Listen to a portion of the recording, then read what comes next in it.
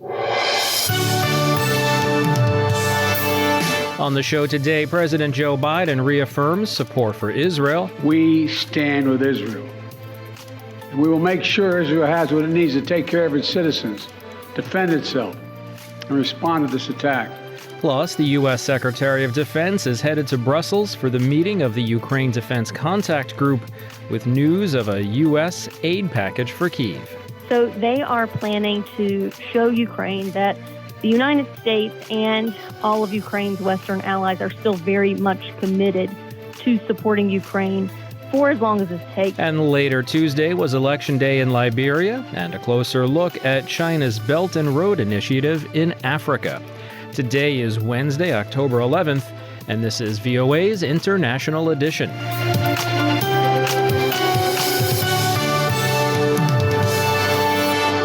From VOA headquarters in Washington, I'm Steve Karish. VOA is on the ground in Gaza and in Israel. That story in a few minutes. We begin, though, at the White House. President Biden said on Tuesday that he will ask Congress to take urgent action to help defuse Middle East tensions.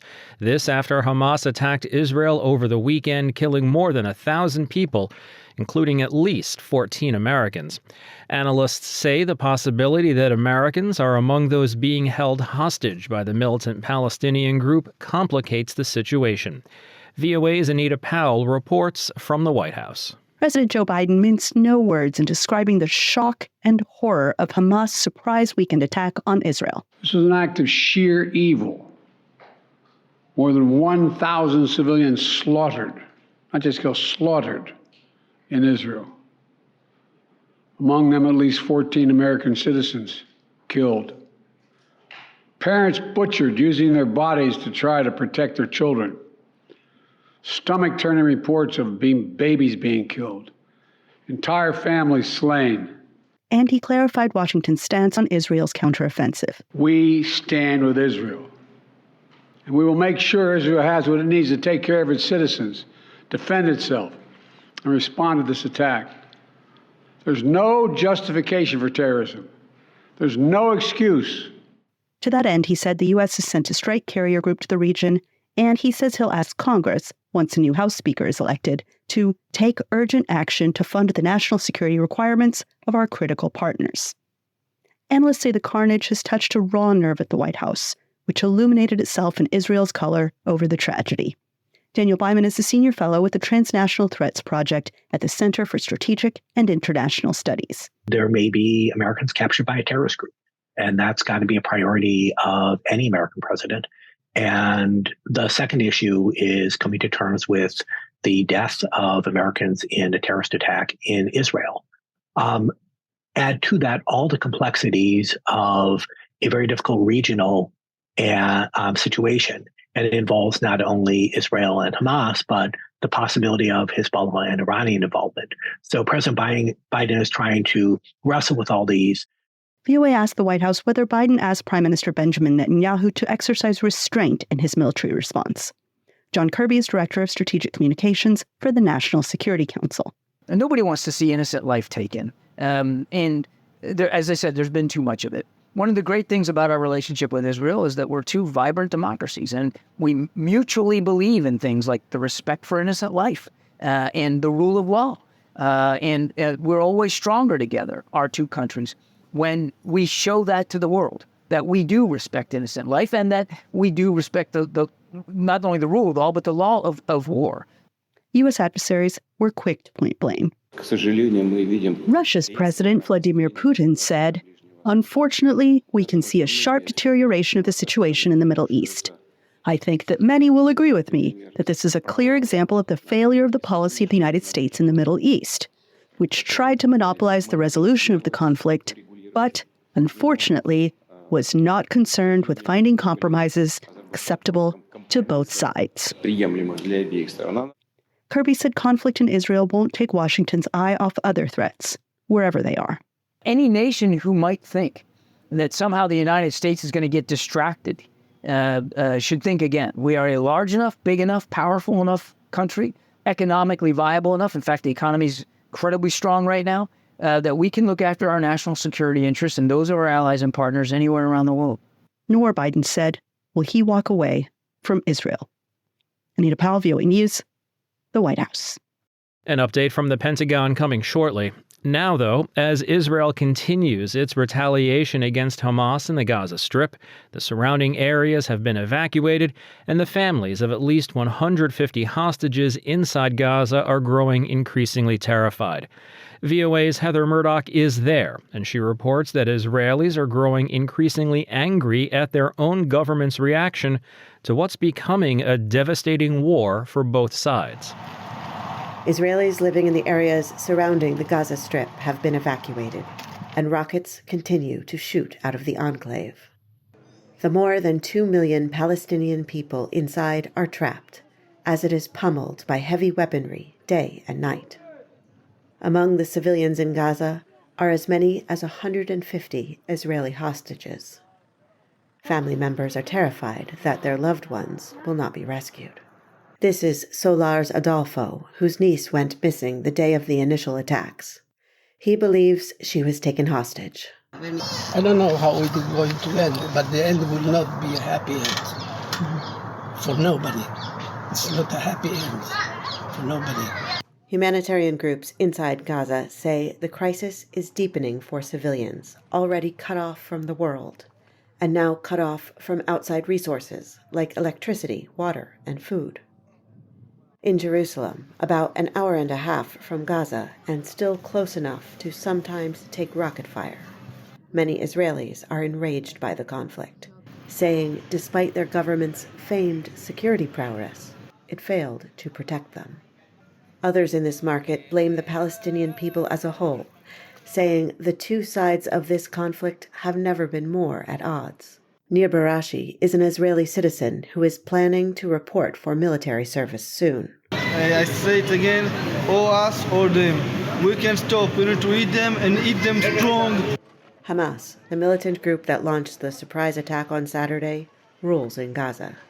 Hundreds of civilians on both sides have been killed, and thousands have been injured. Outside the Gaza Strip, debris from the first days of this new war remains on the abandoned streets, as Israel mounts its forces for what may soon be even more of an escalation. VOA News reporting from Jerusalem, Kfar Daniel, and southern Israel.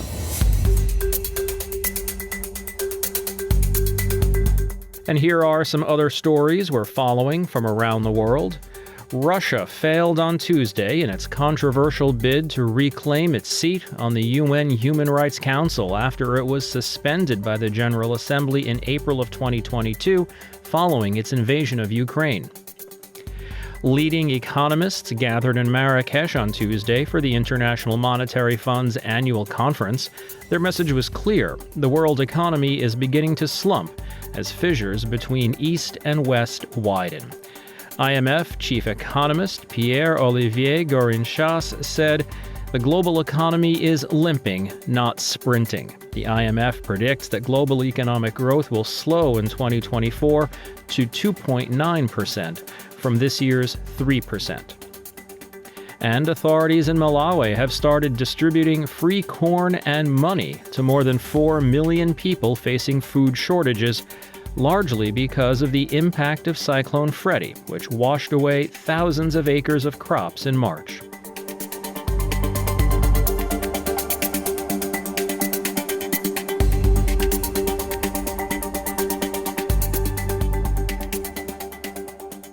U.S. Secretary of Defense Lloyd Austin is in Brussels for the Ukraine Defense Contact Group meeting.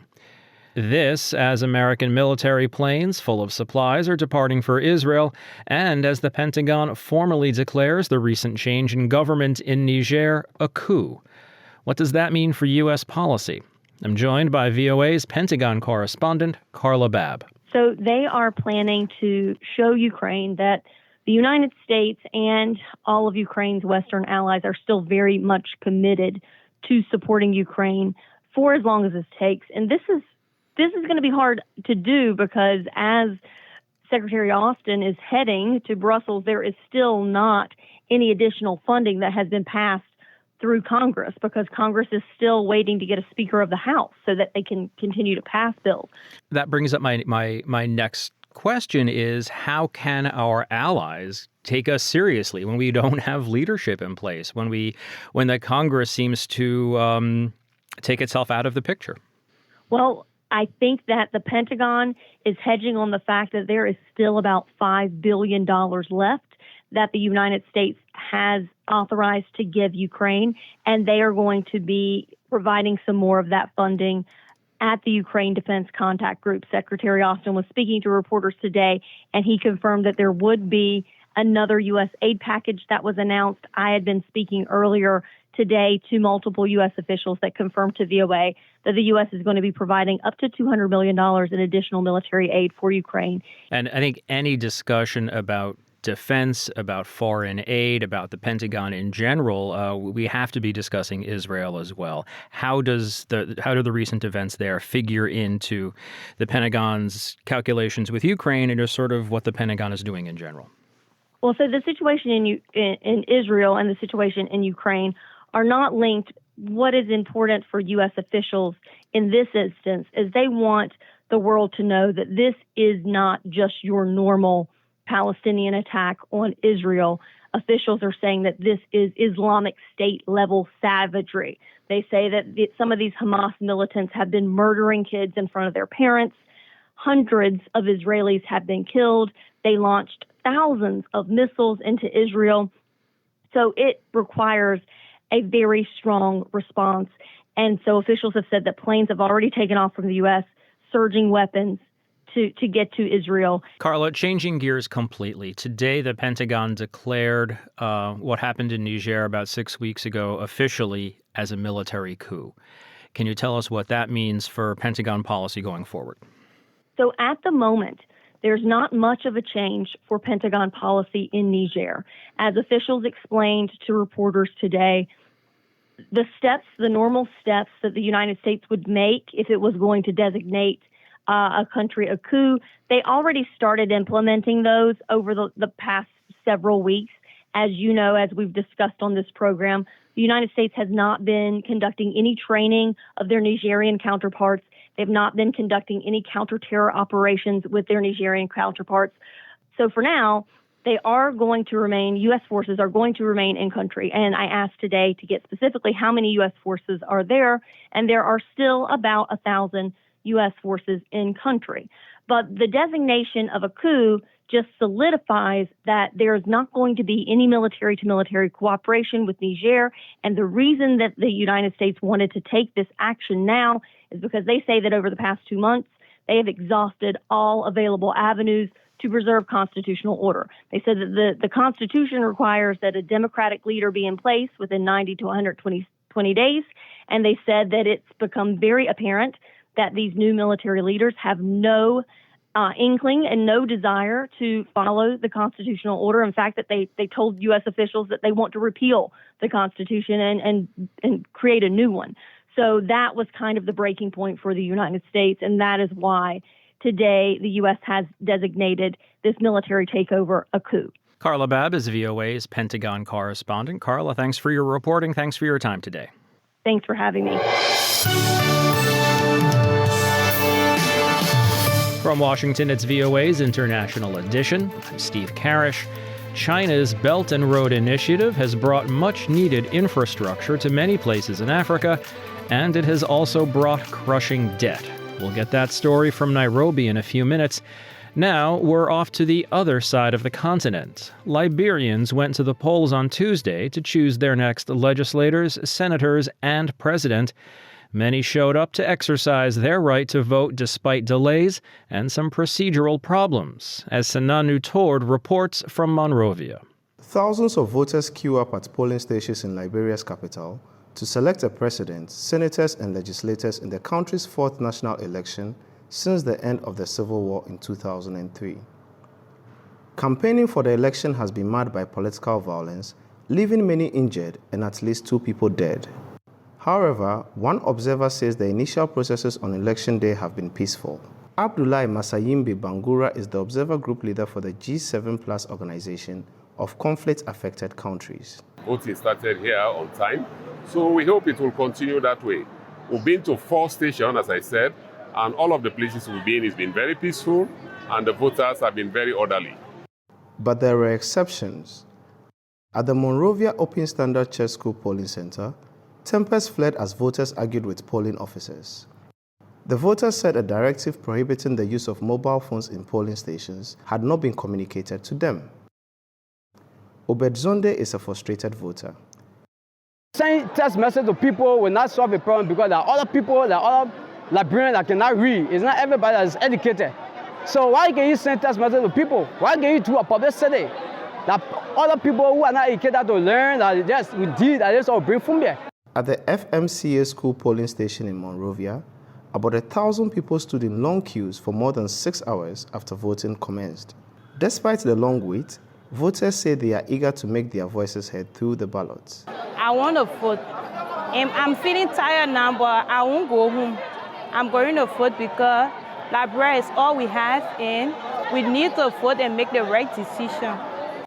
The Electoral Commission says it will make sure all voters cast their ballots, even if it means keeping polling centers open past closing time. David Brown-Lansana is chair of the Electoral Commission. We will still run the process. They just need to ensure that they are in the queue before the official voting time ends, which is at 6 o'clock, and all of those who are in the queue will get the chance to exercise their franchise. About 2.5 million Liberians are registered to vote in Tuesday's elections. Liberia's National Elections Commission has urged voters to remain calm after voting and wait for official results to prevent disturbances. Sana Nutod, VOA News, Monrovia, Liberia. It was revealed Tuesday in his New York fraud trial that former President Donald Trump acknowledged in a document that the size of his Trump Tower penthouse was a lot less than he later claimed. The AP's Julie Walker has that story. Evidence shown at Donald Trump's New York civil fraud trial shows that he signed a 1994 document giving the true size of his Trump Tower penthouse at just under 11,000 square feet. It was listed later as 30,000 square feet on his financial statements that were given to banks, insurers, and others to make deals and secure loans. The evidence appeared in an email attachment shown during testimony from Alan Weisselberg, the former finance chief of Trump's company. The state attorney general's lawsuit alleges that Weisselberg engineered Trump's financial statements to meet his demands that they show increases in his net worth despite appraisals to the contrary. Trump denies any wrongdoing. Julie Walker, New York. And finally, today, some 150 countries, many of them in Africa, have signed on to China's 10-year-old Belt and Road Initiative, also known as the BRI. And while the multi-billion-dollar global infrastructure project has helped bring roads, rails, and infrastructure, it has also left some countries saddled with debt. VOA's Nairobi bureau chief, Miriama Diallo, takes a look at the impact the initiative has had in Africa, including its many benefits and criticisms. The standard gauge railway, which debuted in Kenya 6 years ago, was hailed by Kenyan officials as one of the biggest and most successful projects since the nation's independence in the 1960s. Travel time from Mombasa to Nairobi used to be up to 10 hours. Now, it only takes about 5 to 6 hours. You are a businessman, you're going for an interview, saves your time. Kenya borrowed some $5 billion from China to build railway lines connecting the port city of Mombasa to Nairobi and Nairobi to Naivasha. This is part of Chinese leader Xi Jinping's Belt and Road Initiative, or the BRI. It's a global infrastructure, trade, and telecommunications project that includes the goal of connecting Kenya to Uganda, Rwanda, and South Sudan. Vincent Kimosop is a Kenyan economist and consultant with Sovereign Insight in Nairobi. The good side, one is that it's a framework for transportation of goods, transportation of cargo. But Kimosop wishes some things were done differently for the railway, also called SGR.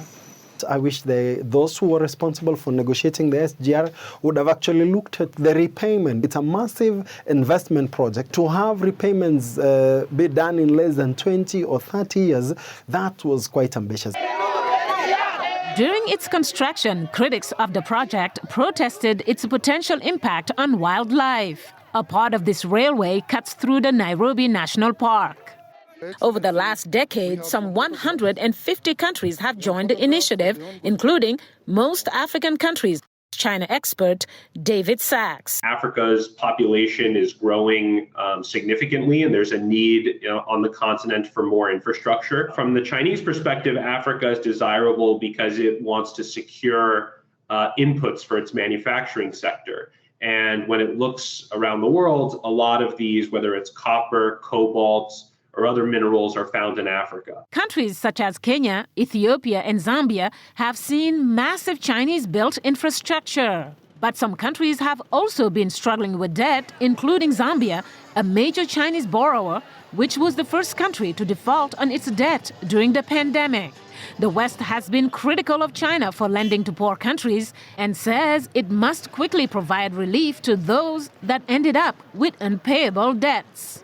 Prompt action on debt is in China's interest. Sachs notes a lot of countries joined BRI at a time when economic growth was quite robust, but that shifted. The first shock, of course, was the COVID-19 pandemic, which really eviscerated global economic growth, but also hit the developing world particularly hard. And then the second one, I think, of course, was the war in Ukraine. Africa, major importers of food, as well as oil. Prices for those commodities have gone up tremendously. Back at the train station, many of these travelers mostly enjoyed their ride. It is a safe mode of transport that we as Kenyans, we embrace it. A recent Boston University study finds that lending to Africa by China has dropped to the lowest level in 2 decades. Analysts, however, say while the BRI is here to stay, Beijing may be moving towards smaller investments. Mariama Diallo, VOA News, Nairobi.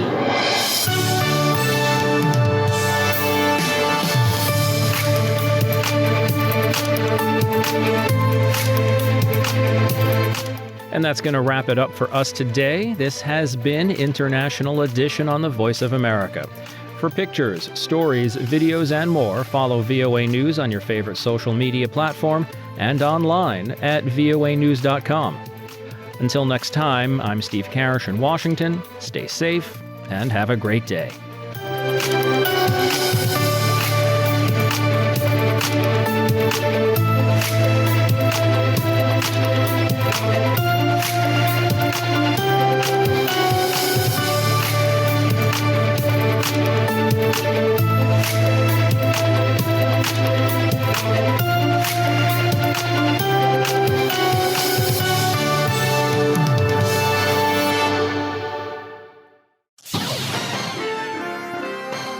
Next, an editorial reflecting the views of the United States government. There have been inflection points throughout history, noted Secretary of State Antony Blinken at the University of Texas at Austin. We had an inflection point after World War II. We had another one at the end of the Cold War. And we believe we're in one of those right now, he said. You have a re-emerging great power competition that is primarily engaged in shaping what the future looks like. We've hit the end of the post-Cold War era, and now there's a competition on to shape what comes next. And at the same time, we have extraordinary transnational challenges, issues that are affecting people in every corner of our globe, including here in the United States, whether it's food security, whether it's climate, whether it's the way all of these emerging technologies are being used, whether it's mass migration. And none of us, not even the United States, can effectively deal with these challenges alone, noted Secretary Blinken. There's a premium on American engagement and American leadership because in the absence of us doing that, one of two things. Either someone else is going to do it, and probably not in a way that reflects our interests or values, or maybe just as bad, no one does it. And then you have a vacuum that's likely to be filled by bad things before it's filled by good things. There's also a premium on finding new ways to cooperate with other countries toward a common purpose, said Secretary Blinken. And here, it's my profound conviction that no country on earth has a greater ability to mobilize others in positive collective action than the United States. And finally, said Secretary Blinken, we've made historic investments over the last few years to put us in a stronger position not only to do well by people at home, but also to compete effectively in the world. And if you have a strong foundation at home, it does wonders for your standing and your strength around the world. That's what we're seeing play out every single day around the world. That was an editorial reflecting the views of the United States government.